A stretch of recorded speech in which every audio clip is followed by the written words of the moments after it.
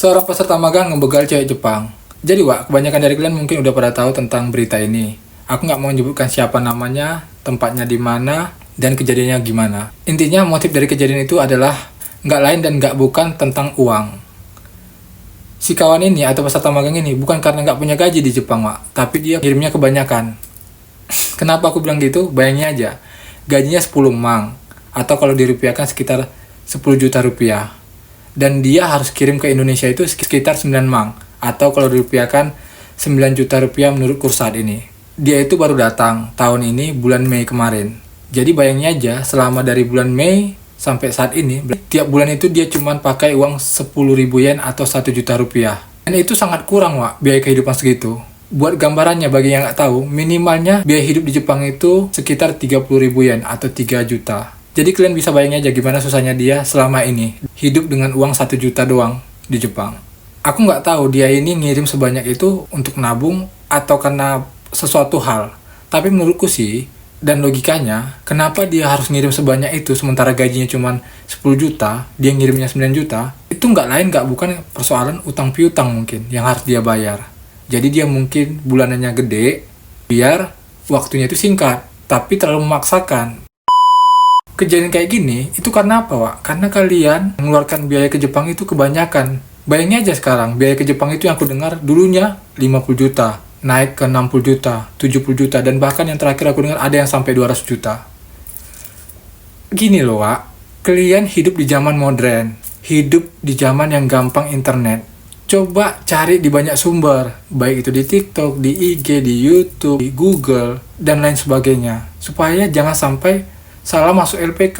Alhasil kalau salah masuk LPK, ijazah kalian ditahan, kalian harus bayar sebanyak itu gitu. Karena biaya yang besar ini bukan langsung mereka minta pada saat itu gitu. Misalnya 60 juta. Pasti enggak. Pasti dia nyicil. Pasti bertahap. Alhasil membengkak dan sampai ratusan juta rupiah untuk biaya magang ke Jepang. Gimana ya Wak ya, nerangkan sama kalian lagi. Aku juga bingung. Karena yang kulihat juga yang DM di IG, yang komentari di video, itu banyak. Kalau aku baca-baca, ada yang malah bilang 50 juta itu murah. Hei bangun woi, 50 juta itu udah besar gitu. Kalau kalian mau datang ke Jepang dengan biaya 50 juta, menurutku sih kalau aku ngasih saran, mending kalian teruskan aja pendidikan kalian. Yang tamat SMA sampai ke S1 dengan dana 50 juta itu. Daripada kalian harus magang ke Jepang. Ingat, pemagang di Jepang itu adalah gaji yang paling kecil di Jepang. Apalagi yen saat ini ya mau nangis lah bilangkannya gitu. Kurs yen itu saat ini nggak baik Wak. Jadi kalau kalian ngirim 100.000 yen itu cuma sampainya nggak sampai 10 juta mungkin. Jadi harus mikir sampai situ gitu. Ini ya berkali-kali aku bilang, kalau biayanya masih di bawah 50 juta, misalnya 30 jutaan untuk magang ke Jepang yang magang swasta, masih masuk akal menurutku. Oke lah. Tapi kalau udah di atas 50 juta Wak, cobalah mikir-mikir lagi gitu. Kita datang ke Jepang itu karena kita butuh uang. Kalau kalian bisa mengeluarkan 50 juta, berarti kalian bukan orang susah. Kalian hanya orang yang malas. 50 juta itu, Wak, udah bisa namatkan pendidikan S1, jadi modal usaha. Kalau kalian mau, kalau kalian bisa, dan kalau kalian cerdas. Ini enggak. Kalian mau enaknya aja mikir-mikir, yang penting sampai Jepang. Di Jepang nanti bisa dapat banyak uang. 1 bulan bisa kelar itu, 50 juta itu gitu. Gitu pikiran kalian kan, gitu. Tolonglah mikir. Tolong informasi banyakin. Tolonglah makin pintar, jangan makin blow on gitu.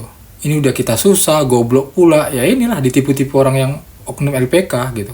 LPK di Indonesia itu banyak yang baik, yang bagus. Cuman memang lebih banyak juga yang buruknya gitu.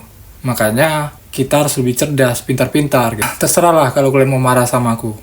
Intinya aku bilang sama kalian, jangan pernah masuk LPK swasta yang range harganya di atas 50 juta.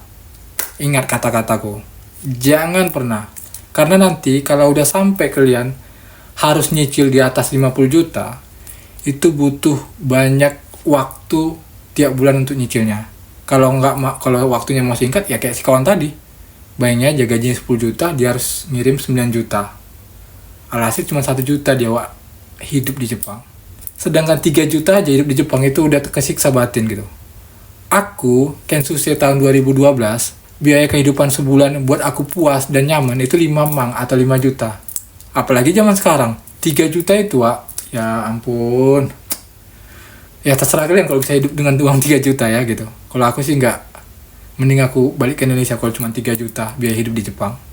Ya udahlah, Wak. Aku nggak tahu lagi mau ngomong apa-apa. Kalau kalian mau informasi yang banyak, lihat VT-VT ku sebelumnya, biar kalian paham cara mencari LPK yang baik dan benar, dan terhindar dari LPK yang biadab. Gua Ari, cabut dulu, Wak. Ciao.